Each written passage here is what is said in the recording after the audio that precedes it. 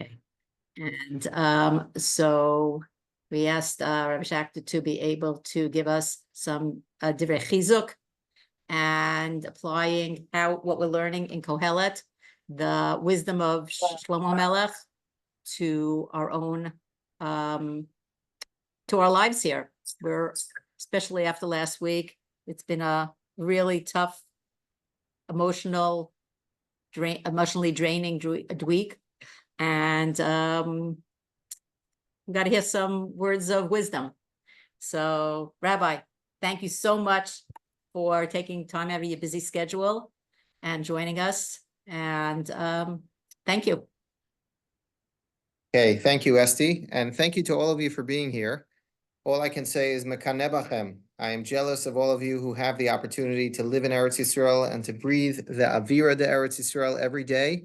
I hope I will have the privilege at some point, and I'll have the opportunity to have the same great blessings that all of you have by being in Eretz Yisrael. It's a dream of mine, and I hope that all of us, all the Jewish people from all over the world, will have the same great blessings that you all have. I always say, if I can't be in Eretz Yisrael right now myself, and I know all of you are going to say, you can, just get on a plane and move here. I got it. I noted. But if I can't be there myself, at least it's a schus for me that my voice should be heard in Eretz Yisrael. Anytime I get an email from anyone in Eretz Yisrael who listens to my shir, I always say, if I can't be there, the fact that my voice is walking the streets of Yerushalayim together with you means a lot to me. So the fact that I have the opportunity to be together with your community and to learn Torah is something. Oh, thank you. Here we go. It didn't take more than 5 seconds for someone to write. Don't be makana, just do it. I got it. Noted. Thank you very much. And I look forward to that opportunity. But to learn Torah with you, and especially during such a difficult time for the Jewish people, and of course, for those living in Eretz Yisrael, it is much more intensified than for those in the diaspora. So it's an opportune time for all of us just to have a little bit of a conversation. And what better conversation to have than revolving around the words of Shlomo HaMelech? What greater conversation to have than to focus on the words of our Nevi'im that give us so much comfort, that give us so much clarity in a world that has so much confusion.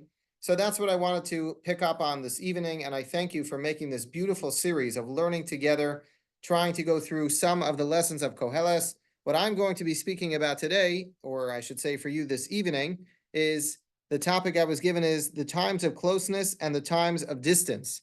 What I mean by that is as follows. We are all familiar with a pasuk in the beginning of the third parak in Sefer Koheles, where we are told, Lakol zman ve'es lekol chefetz tachas hashamayim. Shlomo HaMelech lechacham mikol adam, the wisest of all men, tells us that there is a time for everything. He so accurately describes the journey of our lives and the experience of our lives. As all of us know, life is not monolithic. As all of us know, life has aliyot viridot. Life has ups and downs. Life has yamim tovim. Life has days that seem to be very good and very positive, and other days that seem not to be that way. Life has days that are very mutzlach, days that are very profitable, successful. They feel very rewarding. And unfortunately, sometimes we have days in our lives when we feel that our experiences are somewhat unfavorable and we're not so excited about it. And Shlomo HaMelech here basically sets the stage for us to all be prepared to understand that life is going to have many different facets and many different experiences. So as we know, eis lavedes ve'eis lamus. There are times when people come into the world. There are times when we celebrate birth. And unfortunately, there are times that we have to highlight the end of life. Eis latas ve'eis la'akor natua. Eis laharog ve'eis lerpo. Eis lifrotz ve'eis livnos. There are times when we need to demolish, and there are times when we need to build. I just got a text on Friday from Yedidia Harush, who is the chairman of the community in Shlomit in the south. Shlomit is a community that stands on the border between Gaza and Egypt. It is a beautiful, amazing, flourishing community. And over this summer alone, in the past 2 months, they have had 30 new families who have moved into Shlomit over this summer. What an inspiring statistic. What an amazing number to be aware of. And Am Yisrael Chai, b'yachad nenatzeach. You don't need anyone else to tell you then for the facts to speak for themselves. This is how we win wars. This is how the Jewish people remain strong. When we see the tenacity, when we see the resiliency of the Jewish people, and we see how they're willing to build eis lifrotz. There are times when unfortunately things are broken, but there's an eis livnos. There's a time when things are going to be built.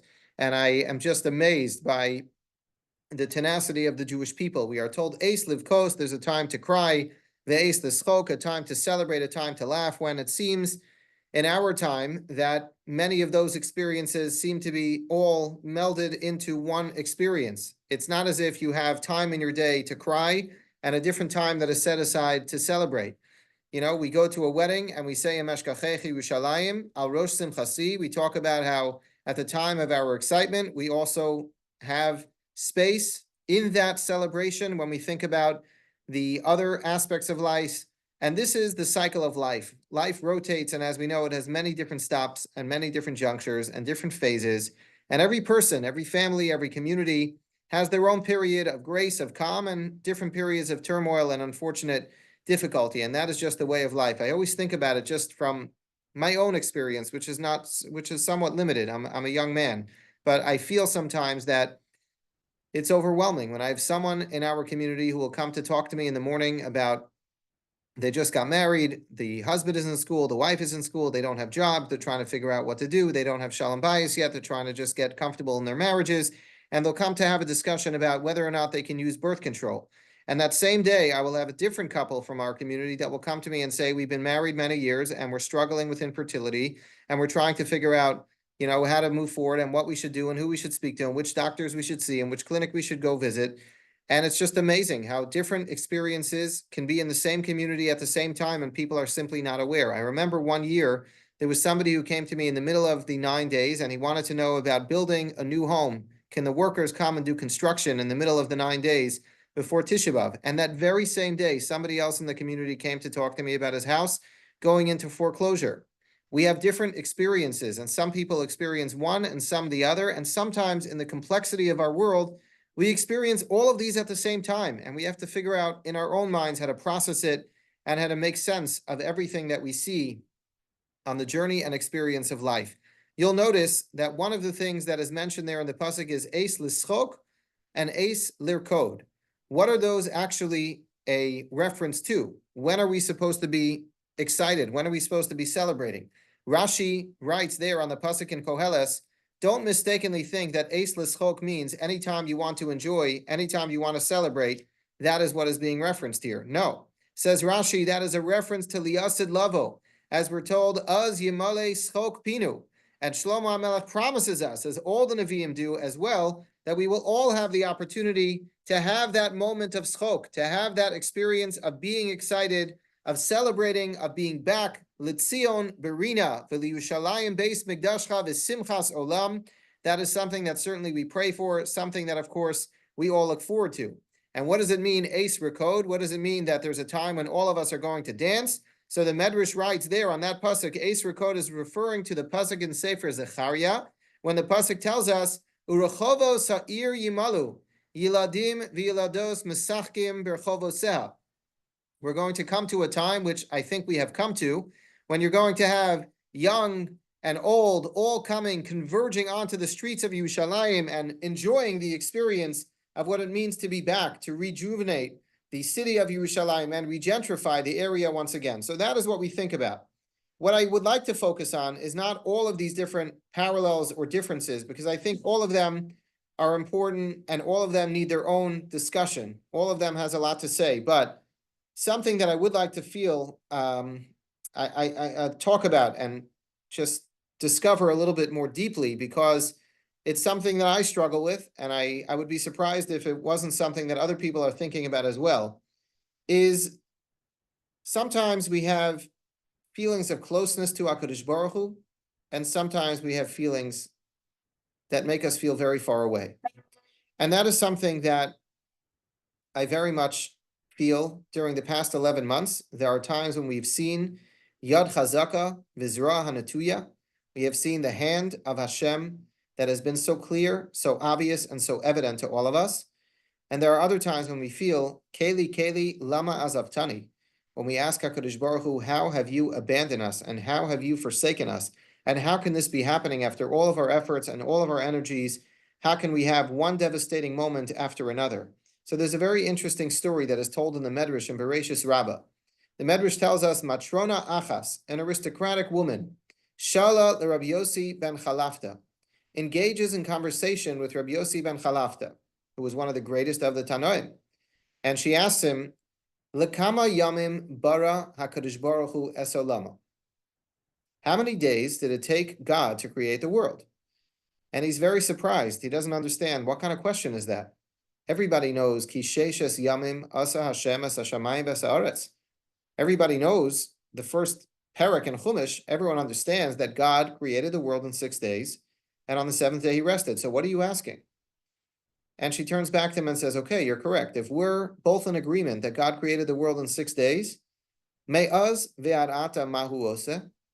It's been a very long time since the end of those 6 days. What has God been busy with ever since that time? What does he do all day? How does he spend his time?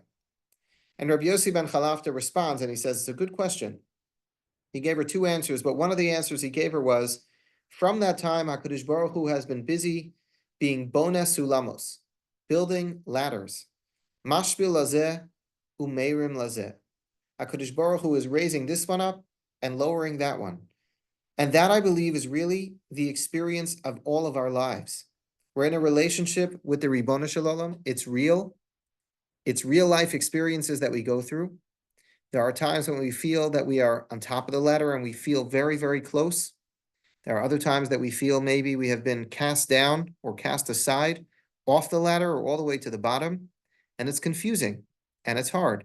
And the truth is, it's confusing not only for us who are obviously just simple people trying to live life and trying to be good Jews, but also it was confusing for the Jews who lived in the Dar HaMidbar, the Jews who lived at the time together with the leadership of Moshe Rabbeinu.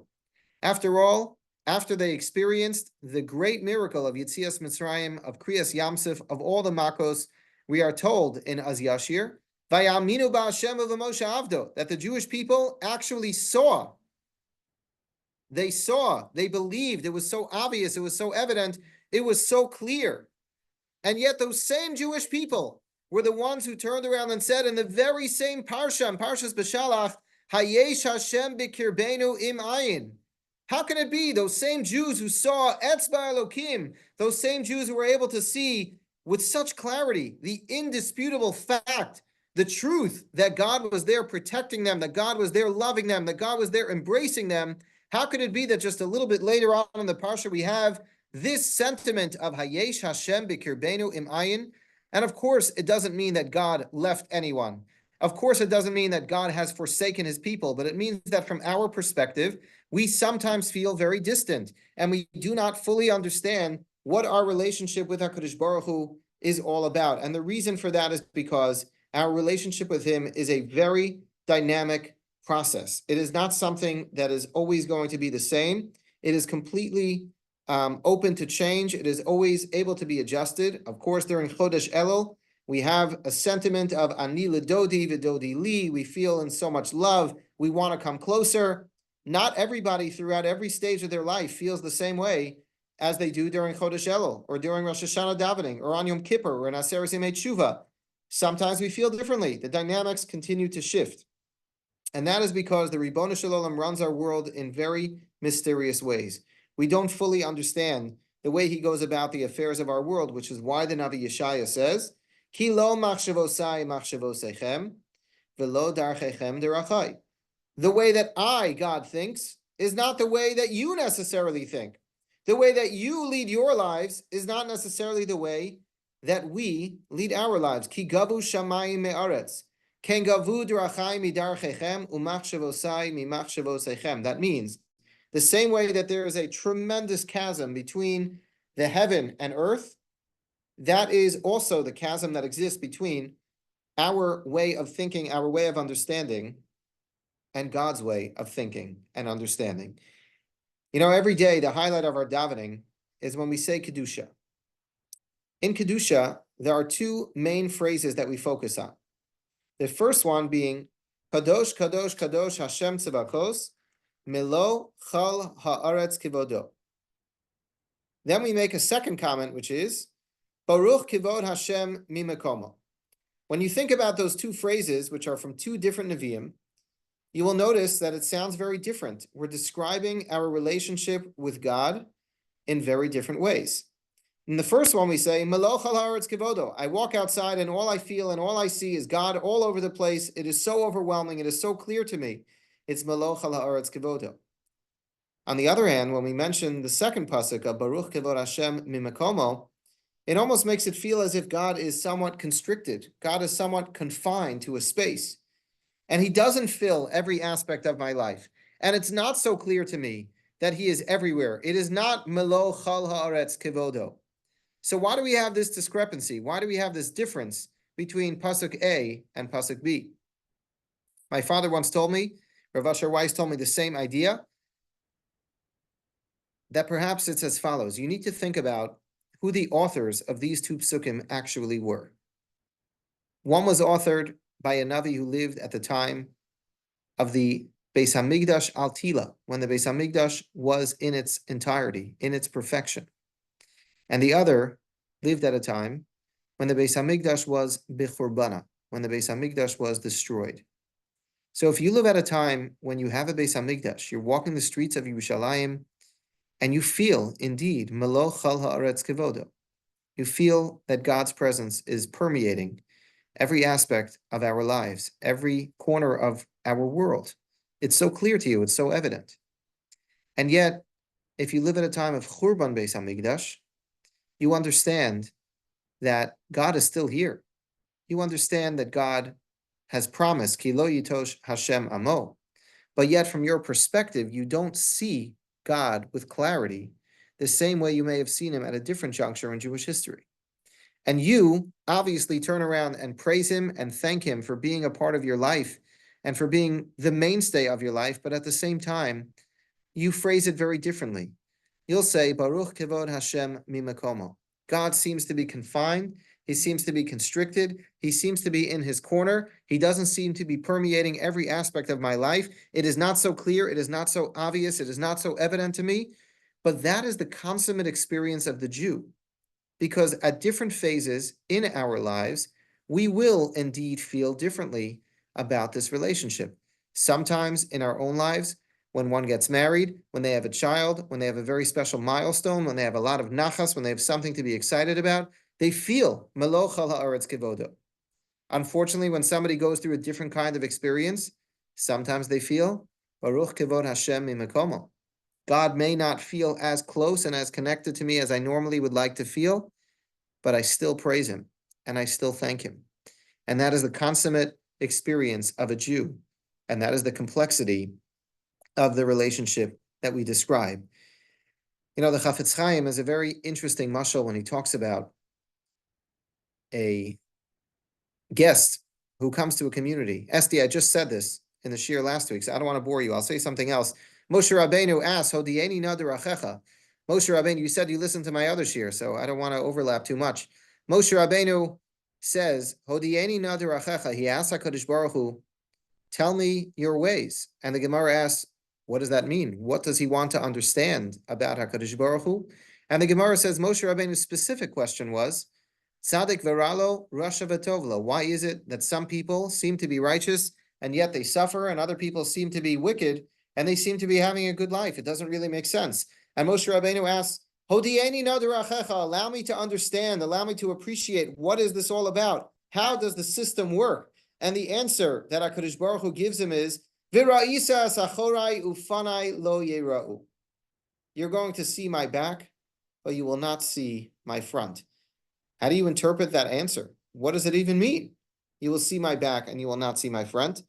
And the answer that the Chasam Sofer suggests is, if anybody here, I see somebody's doing needlepoint, but if anybody here does needlepoint as well, it's okay, you can continue, I'm not distracted. So if anybody does needlepoint, if you look at the back of it, what does one see? What you see is a bunch of knots, and it doesn't really amount to anything. When you turn it around, you see a beautiful picture. You see a beautiful image that is being portrayed by the artist who has made it. And that is the same when we talk about the ways of HaKadosh Baruch Hu. Moshe Rabbeinu wanted to know, Hodieni nader achecha. Tell me your ways. I want to understand. How is it that you run your world? And the answer that HaKadosh Baruch Hu gives Moshe Rabbeinu is, V'ra'isa es achorai. You are only able to see the back, the knotted parts of life that don't seem to be so clear, that don't come together as such a clear picture. Ufanai lo yiro. We cannot flip it around and see what the real perspective is really all about. Az yimale schok pinu, as we said. Eis lir code means there will come a time. Eis lischok. There will come a time when God will give us that clarity and that perspective and that understanding to be able to appreciate what it is that the Panai Lo Yiro has been representing all these years of Jewish history, all these millennia. But until that time, we wait with great anticipation to see what actually does HaKadosh Baruch Hu want from all of us in the interim. What is it that the Ribono Shel Olam expects from all of us? There was a Rav who was talking to me yesterday, and he said, I just had a tremendous tragedy in my community, a very personal tragedy in his community, and there's so much tragedy all over the Jewish world, and there's so much going on, but at the same time, he told me I had 26 weddings in my shul this year alone, which is such an anomaly, which never happens in his community. He said he has a small shul, he doesn't have this many simchas, and he was so overwhelmed, so he said, what do I make of this? What do I make of this? What's the message? Now, I can't know the message. I have no idea. He was just talking it over with me, and he said, what would you say the message is? I said to him, I think my message, my takeaway would be is Hayom.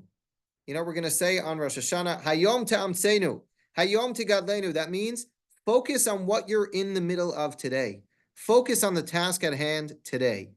And that means in both directions. Right now, you're supposed to be celebrating a simcha. That means you focus your attention on the simcha. There have been many Jews throughout many generations who have gone through great difficulty, and Jews have still gotten married.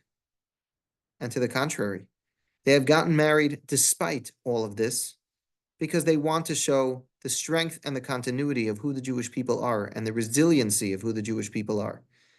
And at a time like that, we are celebrating a Simchas Chasam V'Kala, and that is where we put our attention. We make mention of the tragedy, but we celebrate. And I would say it in the opposite direction as well. You go onto the news in the morning and you check what happened overnight and you see what the updates are. There are some people who just scroll down and then move on with their day. But we need to make space for Hayom. We need to make space to process and to think and to feel and to understand and to appreciate the struggle and the pain and the loss and the depth of sadness that so many people are going through. It's not enough just to see it and move on. It's not enough just to look at it and move on with our lives. It's something that we need to appreciate. It's something that we need to feel. And it's something that we need to live with as well. Avram Avinu, as he's going to the Akedah, we are told that as he's approaching and coming closer, Vayar es hamakom merachok.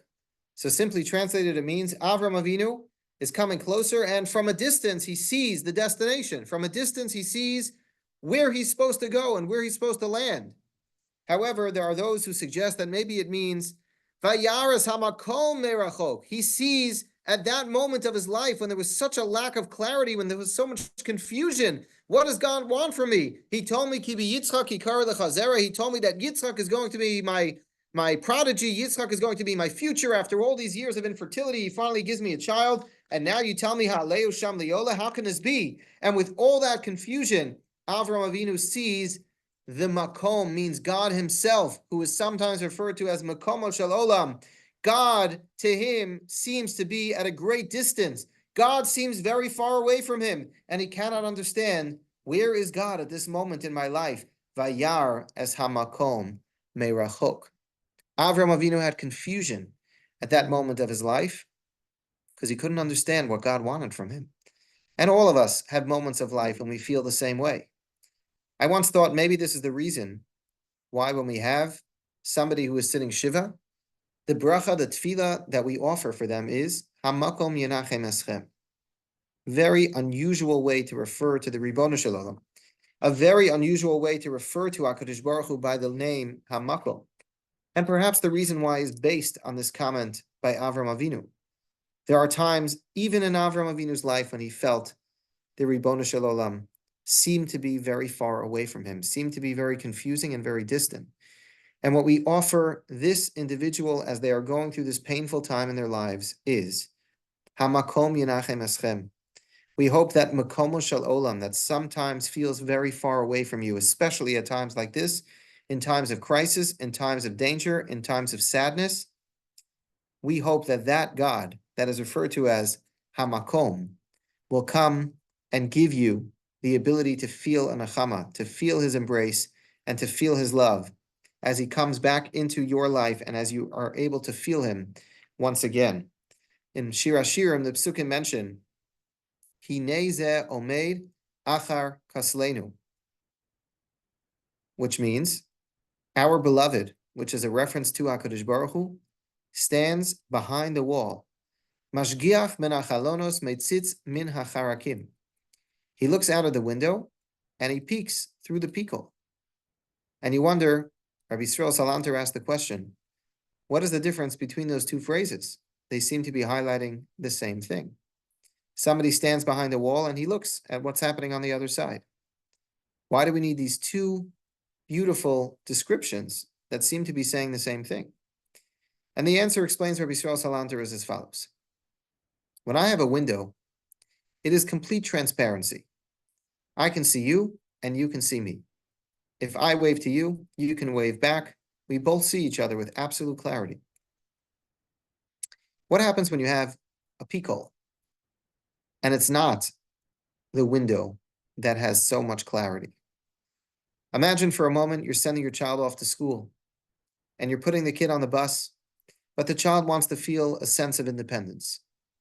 So your child leaves the house and asks you to please close the door so that you are not watching them as they walk to the bus by themselves. What does every responsible parent in the world do when their child tells them to close the door? Of course, they respect the wishes of their child and they close the door, but as a responsible parent, I need to watch my child and make sure they are safe. So I look through the little crack in the door to make sure that my child is safe. I can see my child with clarity, but when my child turns around and looks at the door, what do they see? They see a door. They don't see me. They're unable to see me behind the crack in the door. And that is our description of our relationship with HaKadosh Baruch Hu as well. There are times in our lives, says Rabbi Yisrael Salanter, when we feel, Omeid achar kaslenu, but mashgiach min hachalonos. God stands behind the wall, but we see him looking through the window. We see him, and he sees us. And it's a reciprocal relationship, and it's very clear, and it's very transparent. And unfortunately, there are other times when we turn around, and that is not what we see. We turn around and we look. Where is our Father? Where is he in the experiences of our lives?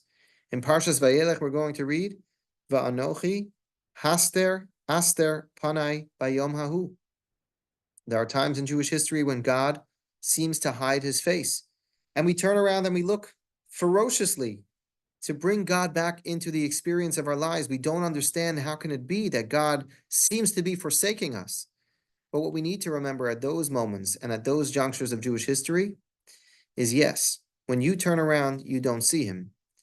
But meitzitz min hacharakim.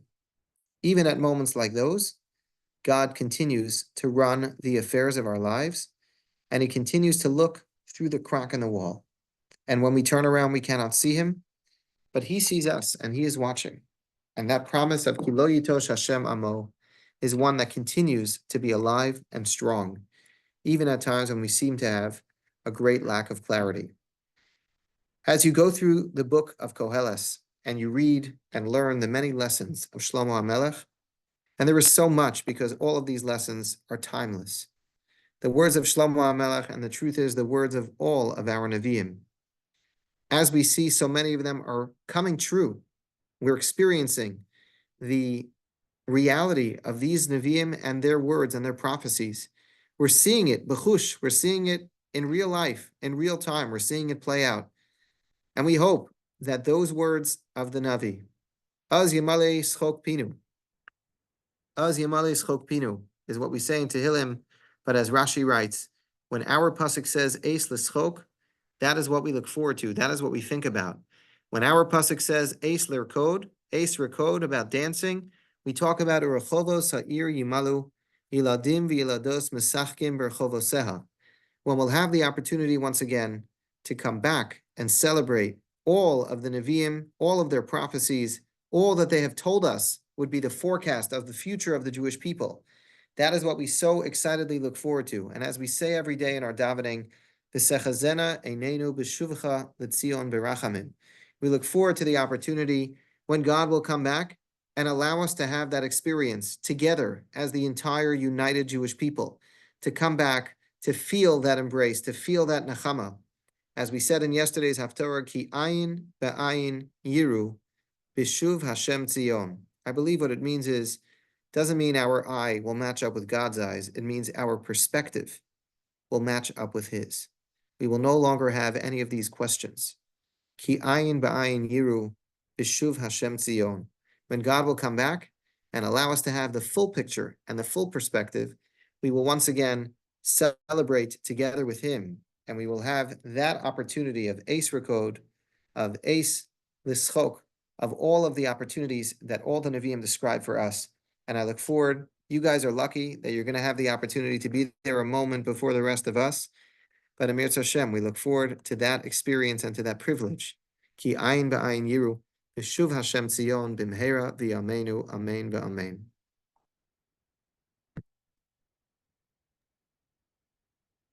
Thank you so much, Rabbi. Anybody comments? I'll spotlight. Thanks so much.